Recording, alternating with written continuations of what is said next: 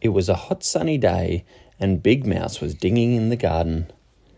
Little Mouse sat on the swing wearing his sun hat. "There's a lot of digging to do," said Big Mouse. "Come and help me, Little Mouse." "I'm too busy to help," said Little Mouse.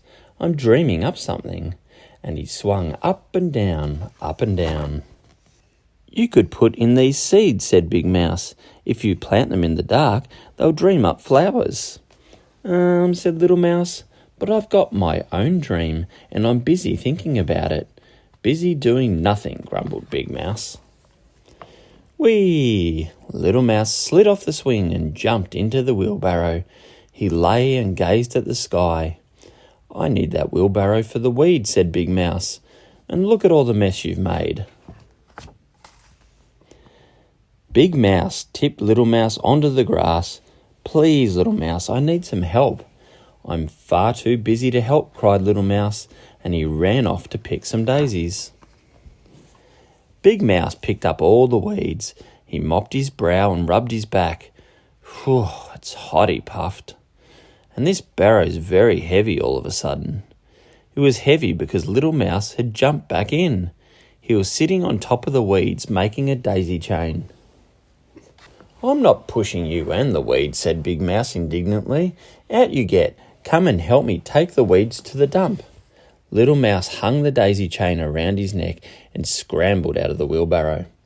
But he didn't help Big Mouse. He picked lots and lots of clover instead.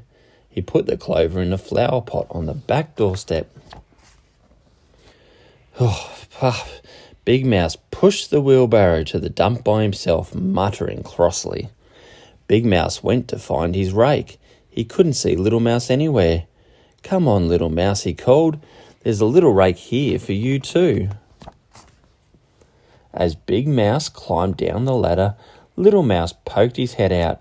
"Can't you see I'm busy?" he called. "I'm collecting birds' feathers. This dream is very hard work." "Huh," said Big Mouse. "There's dreaming and there's doing. What about a little doing from you?" Little Mouse had found 3 snowy white feathers. He laid them carefully on the doorstep. By now, Big Mouse was busy. "Little Mouse," he called, "you could help me carry this strawberry down the ladder." "Can't stop now," said Little Mouse. "I need something from the kitchen." The sun had made Big Mouse's head ache, and he felt very peeved with Little Mouse for not helping him. "Whatever's he doing now?" he grumbled. Little Mouse rushed out into the garden. Big Mouse, he called, "look what I've made for you."